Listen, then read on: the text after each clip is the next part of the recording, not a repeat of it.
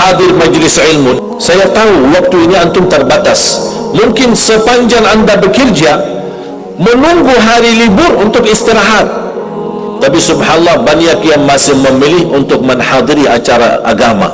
Biarpun jalan-jalan hanya sebentar, istirahat pun sebentar. Hari libur yang semestinya buat diri kita, tapi justru kita kurbankan untuk agama kita. Dan di situ anda punya kelebihan. Punya kelebihannya, pahala di sisi Allah akan lebih besar. Belum lagi perjalanan jauh, belum lagi infak yang antum sediakan. Dan ingat, wallahi itu tidak sia-sia di sisi Allah. Yang penting niat. Karena apa yang anda bagikan, apa yang anda infakkan, insya Allah itu menjadi pahala buat anda. Bahkan insya Allah menjadi sedekah jariah, tidak terputus pahalanya sampai hari kiamat. Kadang-kadang kalau terlalu cepat apa yang kita inginkan kita dapat, itu bahaya juga. Allah tidak sulit menjadikan manusia semuanya kaya. Oh enggak, semuanya jadi orang kaya. Kira-kira berjalan hidup kita enggak kalau kita semuanya kaya? Kalau semuanya kaya, memang sulit menjalani kehidupan. Sama sebaliknya, kalau semuanya di bumi miskin, susah. Kira-kira gimana hidup kita? Ya susah juga. Tapi makanya ada hikmah. Allah menjadikan ada yang kaya, ada yang miskin. Yang kaya menutupi kebutuhan yang miskin, miskin juga menutupi kebutuhan yang kaya. Saling mengisi. Supaya apa? Supaya dunia ini berjalan, hidup kita berjalan. Rezeki dan nikmat itu bukan hanya harta, bukan hanya rumah, bukan hanya kerja, bukan hanya duit yang kita miliki saja. Itu rezeki, itu nikmat, perlu kita bersyukur kepada Allah. Tetapi rezeki itu utama, nikmat yang paling utama adalah nikmatul din, nikmatul iman. Itu yang harus kita kejar, itu yang harus kita cari, itu yang harus kita bersyukur kepada Allah, itu yang harus kita bangga ketika kita diberikan nikmatul din. Kenapa? Karena nikmatul din itu nikmat abadi, kekal selama-lamanya.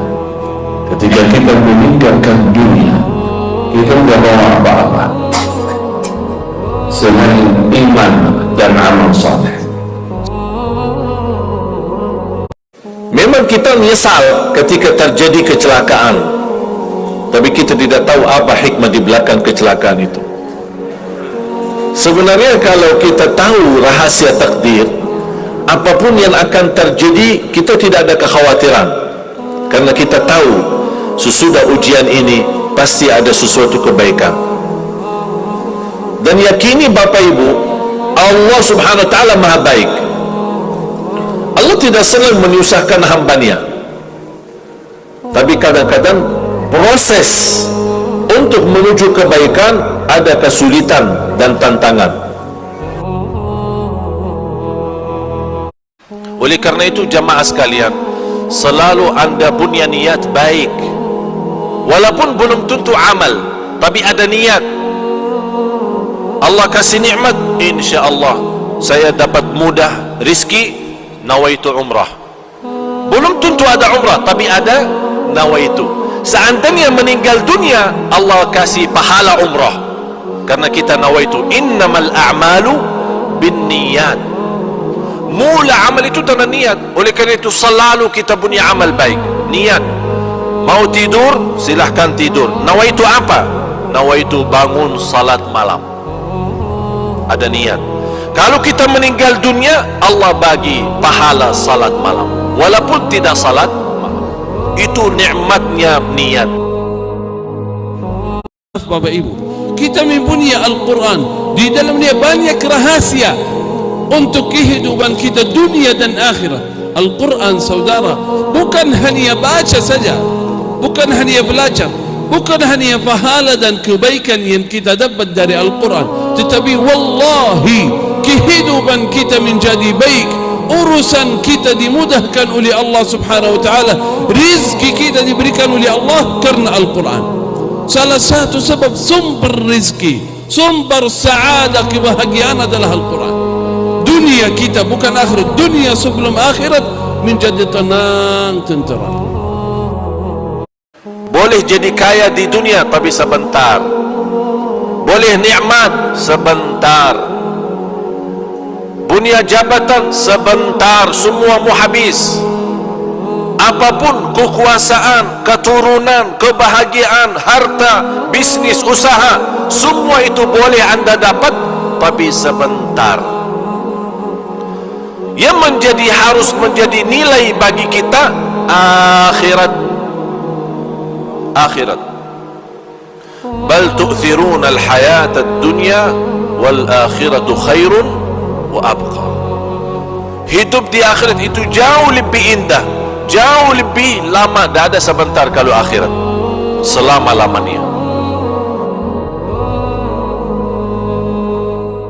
Oleh karena itu pandai seorang, cerdas seorang, mulia seorang yang dia selalu mengutamakan akhirahnya.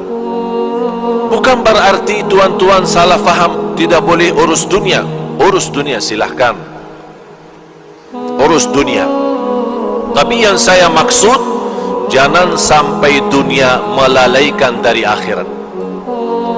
Yang semestinya dunia menjadi jembatan naik ke akhirat, membawa kita dapat ridha Allah. Tapi bukan dunia membawa kita masuk neraka. Ya ayyuhalladzina amanu qu anfusakum wa ahlikum nara.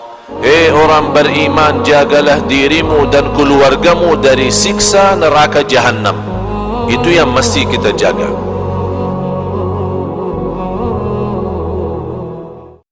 Oleh karena itu pandai